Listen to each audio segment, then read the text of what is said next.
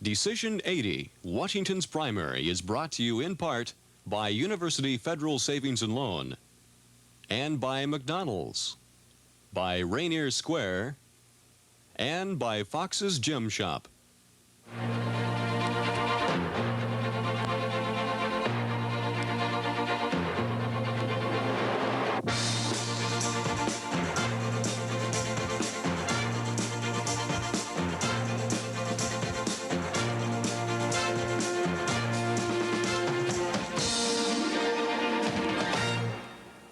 Reporting for KING5 News, Mike James and Gene Anderson, with commentary from Bob Simmons.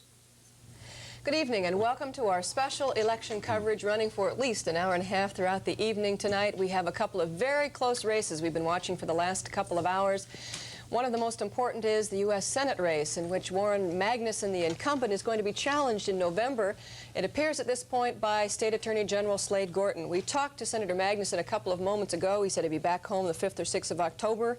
He's working on the appropriation bill, and he's predicting, quote, the same old tired issues from the Republicans. I'm sure we will hear from Mr. Gorton in a few minutes. Okay, here's the major statewide race, and the first two names are the Democrats. The incumbent Governor Ray has a lead with 7% of the precincts counted over State Senator Jim McDermott, who's making a strong run. The leading Republican, those are the three top Republicans on that side of the race. You see, King County Executive John Spellman has the lead over Dwayne Berenson, who was the co-speaker of the House. One of the races that we're watching very carefully tonight is the Secretary of State's race. Bruce Chapman is running for governor and so vacated that seat, and there's a very hot contest on the Democratic side as well as the Republican side.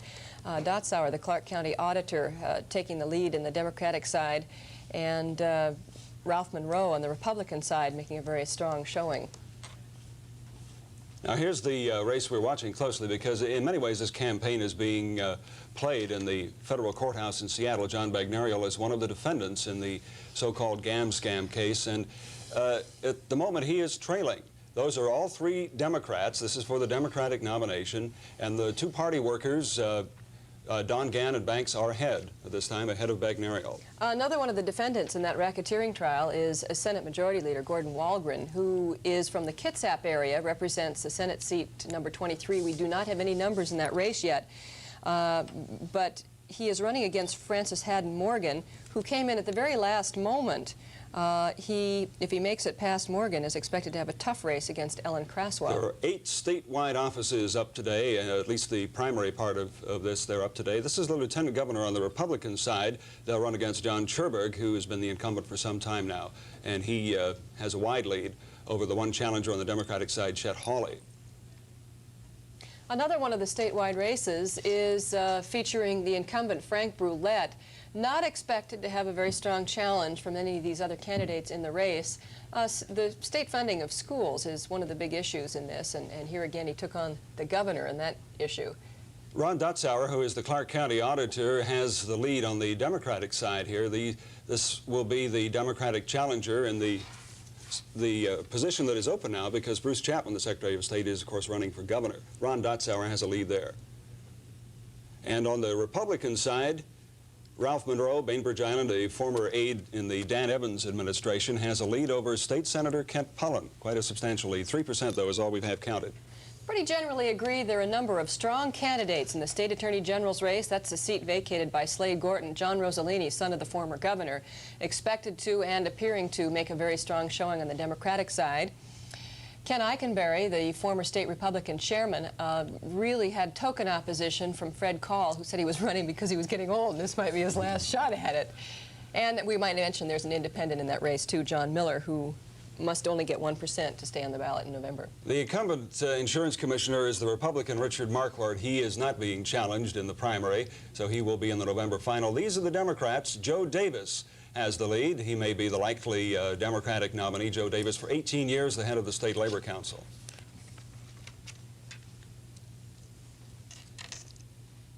And Richard Marquardt, he's unopposed in this primary, so he's got all the votes, 20,180 so far. But he will be in the November final, perhaps against Joe Davis. We have a number of reporters standing by at the headquarters of the major candidates tonight, and the first candidate we expect to hear from, incumbent Governor Dixy Lee Ray. Well, we are at the governor's headquarters here in Seattle, and it is a small crowd. I would say it is a subdued crowd, and they are doing exactly what you're doing right now, which is looking to see what the numbers are. And the numbers have kind of gone up and down through the night. So has the mood of this crowd. We are in a crapshoot, and one of the people who's thrown the dice in the crapshoot is with me, C. Montgomery Johnson, who has run the governor's campaign. You have had a tough last couple of weeks, wouldn't you say? Well, it's been a long campaign year, but I don't think things are looking so bad. We talked a little earlier. You perhaps weren't quite as optimistic as that. Has something changed? Well, for probably the next hour or so, this thing's going to go back and forth, and people are going to go up and they're going to go down. And when the good counties come in for one candidate, everybody's going to be happy. When the bad counties come in, they're going to be subdued. And I think we're in that kind of a situation right now. The latest figures that I saw indicated that Dixie was ahead just a little bit, and I think that's going to be off and on seesaw all night long. This thing may even go into the absentees. Yes or no? Will you win it? Yes or no? Thank you, Gummy. That's it from here.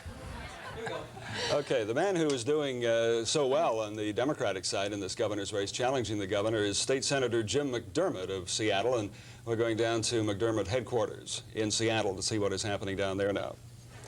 McDermott headquarters at the Eagles Auditorium. Well, there's nothing subdued about the crowd here tonight. Senator McDermott has just arrived and greeted all of his loyal followers. Senator McDermott, good evening. Good evening. You have run what is almost an incredible campaign so far, taking on an incumbent. Only once in a century has an incumbent been unseated in the primary. So far, you're neck and neck. What are you looking for right now? Well, when we started, we knew that we were within a couple of percentage points a couple days ago, and it looks like the momentum has carried over into this on the election day. I'm very positive. We expect King County and some of the Puget Sound counties to carry some losses that we'll have in certain parts of the state. Right now, it's too early really to say, but according to our projections, our own personal projections, we look very good, and I'm really pleased for all these people who worked so hard to make this happen. Why do you think you've had this last-minute crest? I mean, there's been talk that you almost would have preferred to have the election put off maybe a couple more days, but why this last-minute change? Well, we timed it all, and we got the media together, and we got the doorbellers out there, and everything came together just as we'd planned it. We did it at Hoquiam. All these people put it together at Hoquiam. We put it together again at the Labor Convention, and then we put the momentum together for the final election. And we're really pleased with how people, I mean, there are 5,000 doorbellers out there doing this. That's what did it. It wasn't anything else. It wasn't the big media blitz. It was the doorbellers who worked. Thank you, Senator McDermott. We'll be checking back with you and watching the returns very closely. Thank you. Back to you, Gene. A race that doesn't seem to be having that kind of a seesaw effect at this point is the Republican side of the gubernatorial race. John Spellman, who challenged the governor last time, looks like he will be the Republican challenger this time. And we have John Spellman standing by at the Brasserie Pittsburgh, a restaurant in downtown Seattle, with reporter Dennis Murphy. Dennis? Mr. Spellman hasn't given any victory words here to the party at the Brasserie Pittsburgh restaurant. You're saying what, Mr. Spellman, that you're happy about the statewide returns, the kinds of numbers you're getting? I am very pleased with the results so far. It's early. We have a good statewide strength, evenly spread. I think it demonstrates people want to change in Olympia. I think, obviously, I represent the maximum change. Someone who can step in with a fresh approach, some good management, and deal with the educational and the institutional and the budgetary problems. I feel very good about it, and I look forward to the remainder of the returns coming in. Let me make you the expert color commentator on the race on the other side. What about McDermott, Governor Ray? I am the world's worst color commentator. 4 years ago, I predicted the race wrong about this time in the evening. I won't make the mistake again this time. It's a very interesting race. I think whichever way it comes out, it looks very good for me. It seems to me that you would clearly rather run against Dixy Lee Ray than Senator McDermott. Is that right? No, I don't think that's necessarily true. We'll run against whichever one it is. We had planned our primary campaign against the incumbent governor. Well, we're not calling any numbers here, and they haven't said anything to this crowd, but they're all very happy at the John Spellman performance so far. All right, thank you, Dennis. Lots of returns still to come in, lots of races we haven't looked at yet, and we'll begin to get to those when we come right back.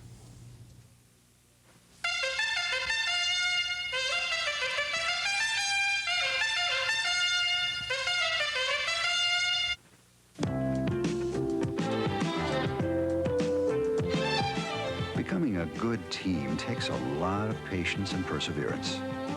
For the rider and for the horse. Building for your future takes the same kind of teamwork long before the future gets here. You and University Federal Savings working together today for a better tomorrow.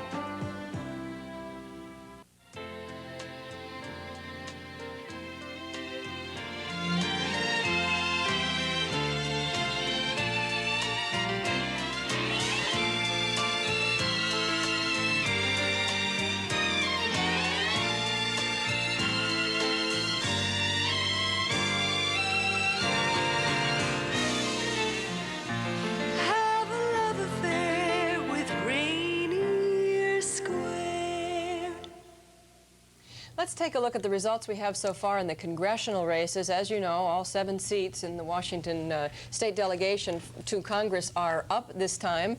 And in the 1st congressional district, Joel Pritchard, let's take a look at those numbers, really had only token opposition from Robin Drake, who is a Democrat, and Maurice Willey, who is a Labor Party candidate. He is effectively a shoo-in for a 5th term. And we might add those 3 will run again in the November final. Right. Okay, Slade Gorton seems to be doing very well on the Republican side of the Senate race. He looks at the moment to be the Republican candidate against Warren Magnuson. So we're going down to Gorton headquarters. It should be a happy scene right at this time. His headquarters are at the Grosvenor House, not far from our King Studios. And there's Don McGaffin. Don? Michael, we've been watching the monitors, and there's lots of noise and shrieking at these other headquarters. It's not here. It's really quite quiet here because there is the sure smell of victory in this room.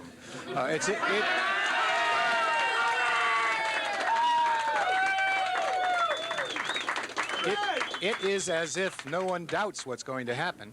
But I don't know, maybe this fellow has some doubts. This is the candidate, Slade Gorton. It's coming out almost precisely as we thought it would. We've run a campaign with these people in this room and across the state that has been very effective. We've spoken to more people at their doorsteps. We have talked more about what the true issues are in the race for the United States Senate this year, and the people have responded.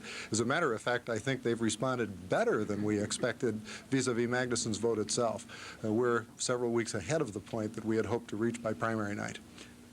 There was a sense of things during this campaign that you really never chose to run against Lloyd Cooney, that all through this campaign you were running against Warren Magnuson. Is that accurate? It's entirely accurate. I started this race about a year ago for the United States Senate. Warren Magnuson is the United States Senator. He is the one who's been in Washington, D.C. for 44 years. He is the issue. He was the issue. He will continue to be the issue. Well, surely Mr. Cooney must fit in there somewhere. Well, okay. He played a major role, a major affirmative role in this campaign in increasing the amount of interest in the race before the primary. We would have been totally overshadowed by the race for governor without this contest in the last 7 or 8 weeks. As a consequence, there has been more television, more radio, more news space on it. I've had a far better opportunity to get across my ideas about the changes that we need in Washington, D.C. to control inflation, to provide jobs, to meet the energy crisis, than would possibly have been the case without Mr. Cooney in the race. Well, we needed him in the race. Here in this race anyway, we have discovered a purpose for Mr. Cooney, that of a spotlight. Does someone back there who said, Mike, Jean, have a question? Yeah, Don, I'd like to ask Mr. Gorton a question, and that is certainly Senator Magnuson has been the opponent in the primary, but things are different now. It appears that it's going to be Slade Gorton and Warren Magnuson going to the November general election. How are some of the ways that Mr. Gorton will change his tactics? What do we expect to see that's a little different between now and November? Gene, we very cleverly forgot to put an earplug on the candidate, so he hasn't the remotest idea what the question was. But rather than bore him, I'll try to paraphrase it for you. What will be some of the campaign tactics and some of the issues that you intend to raise against Magnuson at this time? Is that fair, Gene? Yes. Yeah. The issues will be exactly what they have been before. We have a nation that's in the midst of a double-digit inflation, which has lasted for almost 3 years and which is now going back up. We are in the midst of a recession. We have an energy crisis, which is reflected in a terrible dependence on foreign oil. And we have a United States Senator who spent 44 years in Washington, D.C. He is part of the problem rather than part of the solution. As chairman of the Senate Appropriations Committee, he's more responsible for the budgetary processes of the federal government than any other other individual except for the president. And as such, I think that the people of the state have a right to ask him how he has managed the economy of the United States. And under those circumstances, people who wish to have a change are going to have an opportunity for that change in my candidacy. Thank you very much, Mr. Gordon. All right, that's the way it is right now at the Slade Gorton headquarters in Groves in the back. Slade Gorton has about a 7,000 vote lead over Lloyd Cooney, of course, who is a broadcast executive who left his job to run in the Senate race. We're going now to the Lloyd Cooney headquarters and see what he has to say there, the Executive Inn in Seattle. The Lloyd Cooney headquarters. Mike, Don McGaffin talked about the smell of victory at Gorton headquarters. That fragrance is not here, but there is some hope still. The candidate has arrived, but he's upstairs and is not going to come down, I think, until the 10:30 numbers are in. His campaign manager, Merrill Jacobs, is looking for some more numbers. He wants to see about a third of the vote before his candidate comes down and makes an announcement one way or the other. The crowd here is still relatively small and quiet. The biggest cheers we've heard so far are not for the Senate race, but in the governor's race. Right now, right here, it's just wait and see, and they're waiting and hoping a little bit for better numbers for their candidate. Mike? All right, thank you, Doug. Bob Simmons was watching just a few minutes ago when we went through the governor's results, and he was very interested in That may have changed. That may have changed. They were very close, and I'm wondering how much of that is coming from King County. This is critical. We know they're not coming from Snohomish County. The computer is broken down. We know they're not coming from Pierce County. That's been an awful mess down there. People were still voting down there by 9 o'clock. These were people who got in there before the polls closed and couldn't vote because of 60 or 70 people waiting in line in front of them. Not that there was that much of a turnout in Pierce County. It was that the auditor had reduced the number of polling places by 50%, from 600 down to 300. We had a lot of mad voters calling us. Some of them said they'd given up and gone home. Anyway, we don't think that governor votes coming from either Pierce or Snohomish. Indications would be most of it's coming from King County. If that's the case, and if Jim McDermott has a hope, he needs to be leading, doesn't he? Pretty well in the vote that we're seeing now. I don't know whether he's leading that much or not. I have a feeling that perhaps if he were to upset Governor Ray, he ought to be way out in front in these early returns. His lead in King County, if those were King County numbers, should be much larger. Should be more larger than it is. Yeah. Thank you, Bob. Let's take a look at some of the other top races that we've been talking about tonight. We might point out that ABC has already projected Senator Magnuson with 51%, Slade Gorton with 26 and 18 for Cooney, and the ratio seems to be respectively the same. It's a tough call for Magnuson. It'll be a tough race in November. All right, here's the major statewide race. State Senator Jim McDermott. Now, these are newer numbers than we've had. The numbers have almost doubled, and McDermott has actually taken over the lead in the counting here over the incumbent Governor Ray by almost 4,000 votes. 14% of the precincts counted now. That doubles what we had before. On the Republican side, John Spellman retains his lead over Dwayne Berenson and Bruce Chapman, the Secretary of State. In the State House seat number 11, which is down in Renton, John Bagnariol, who is the incumbent, faces a tough race. He's not only the incumbent, he's under indictment, and he's running against Roberta Banks and Don Gann, both former party workers. We must let you know there are very few returns coming in from Kitsap, which is Gordon Walgren's Senate seat. We've had some electronic failures in Kitsap, and that's why the votes are coming in rather slowly. At this point, the incumbent, Gordon Walgren, has a lead over Francis Haddon Morgan. Slade Gorton is running for the Senate, and so the Attorney General's seat is open. On the Democratic side, the man who's very likely now with this kind of lead to get the nomination is John Rossellini, the son of former Governor Albert Rossellini. And on the Republican side, the former chairman of the state Republican Party, Ken Eikenberry, a substantial lead over Fred Call. A race that got a lot of attention during primary time is a race for State Land Commissioner. Burt Cole is the incumbent and will not face the strong opposition in the primary that he will have in the general election, the likes of Brian Boyle, Larry Malloy, and the rest. The top Republican vote-getter goes on to challenge incumbent Burt Cole in November. We're going to take a look at some of the congressional races now. Tom Foley was not opposed. He's the incumbent. He's the Democrat over in the Spokane area. This is the 5th congressional district. The Republican, with 3% of the precincts counted, who is in the lead here and will likely challenge Tom Foley, is John Sunderland. He's a doctor from the Spokane area. In the 7th Congressional District, which is Seattle, Mercer Island, Renton, the southeast King County area, Ron Dunlap, who is a state legislator, is putting on a good, strong race and is expected to challenge Mike Lowry, the Democratic incumbent, in November. He's running against Bob Dorsey, who led the fight against Seattle school busing. The state Supreme Court, this is position number 1. The Chief Justice, Robert Utter, has a substantial lead over Dan Clem. He's the Kitsap County prosecutor, and if Utter gets over 50% of the vote, as he is getting here, he will go unopposed on the November ballot. We have a ballot proposition on the measure on the ballot tonight, and that is an increase in the Metro sales tax, or sales tax to fund Metro, because bus ridership has gone way up. And this is a close race. There was not a lot of opposition, but sort of natural opposition to raising taxes. We'll be right back with more election returns right after this.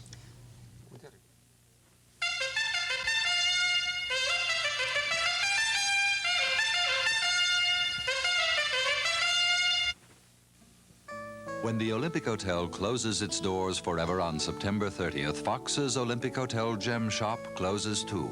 And that means the end of an unbelievable sale on every piece of fine jewelry in the store. So buy now and save for Christmas, anniversaries, birthdays, and graduation. Never again will you see fine jewelry prices like these. Fox's Olympic Hotel Gem Shop in the lobby of the Olympic Hotel for a few days more, in Rainier Square forever.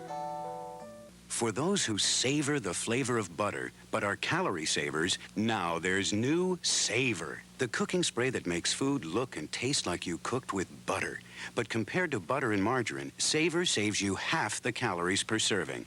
Savor, for buttery cooking, buttery basting, buttery foods. Tastes delicious. And a calorie saver, too. Savor, tastes like you cooked with butter. And it saves you half the calories. As Bob Simmons was talking, Jim McDermott has to make a very strong showing in King County in order to have a strong showing statewide, and this is the way it looks. These are all King County votes now. McDermott with 16,000, Ray with 10,000, with about a fifth of the precincts reporting so far. And on the Republican side, John Spellman has a very strong lead. He is expected to take the Republican nomination. Bob, what do you make of these results? Is this a strong enough showing? Just noticing that Berenson and Chapman together have almost as many votes as Spellman in King County. That's kind of interesting. Spellman being the a King County personality. Also, that 6,000 vote lead for Jim McDermott. I don't know, is that comfortable in King County? As I understand his strategy, they sort of give Pierce County to Governor Ray. They feel they can offset Pierce County in Snohomish County and beat her in King County, but I think they have to beat her pretty heavily here to offset what's going to happen in the rest of the state. I don't know. I think that's what the governor's campaign manager, Gummy Johnson, was saying. He was saying, you know, it's going to shift back and forth, but as the evening goes along, this thing is going to tighten quite a bit. Well, the evening is going to go a long time before we know what's happening in Pierce County. Yeah. We may have to mail those to the folks. I don't think we'll be able to do them on television. Let's take a look at the Walgren numbers. Now, Gordon Walgren is the state Senate majority leader, and he is leading in his race. There was some question as to how he would do, because he is under indictment and now going through trial in the GAM-SCAM conspiracy. We are going to Walgren's home over in Kitsap County. Mike, not quite his home. It's his law offices instead. And like Pierce County, the returns are coming in rather slowly in Kitsap County, so it's a little bit difficult to tell how Gordon Walgren's doing at this point. The early returns weren't so good. Like John Bagnariol, his colleague, who's also facing the GAM-SCAM charges at this point, he was trailing behind, but now things look much more promising. Senator Walgren, how do you feel about what's going on at this point? Well, of course, as anybody would hope, if you were a candidate, you'd like to have more returns in your favor than perhaps are showing right now.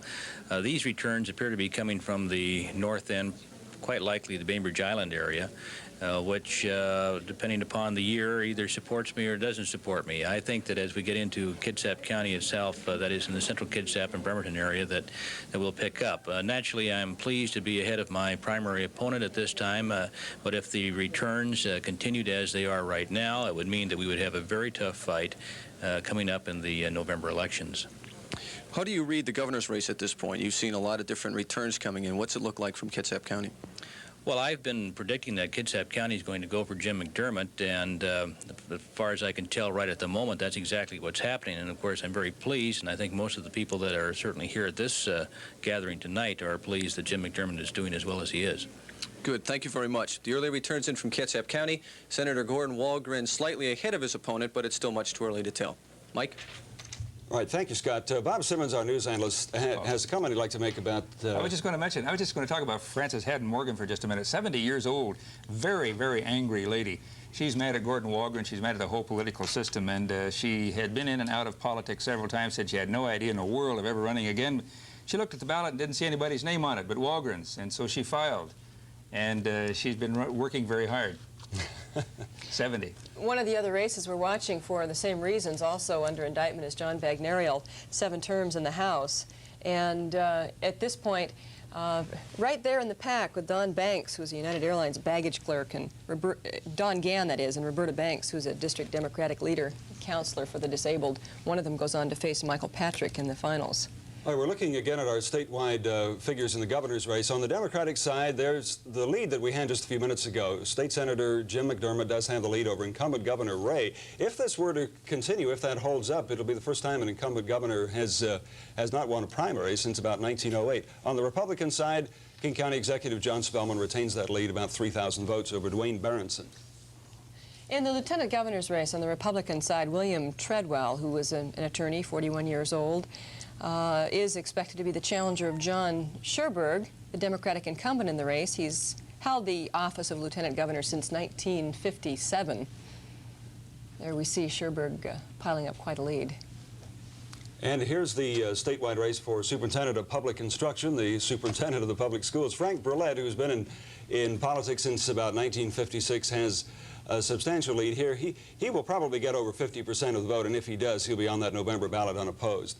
And in the Secretary of State's race, the seat vacated by Bruce Chapman, Ron Dutzauer, Clark County auditor, with quite a strong lead. And on the Republican side in that same race, Ralph Monroe earlier had the lead over Kent Pullen.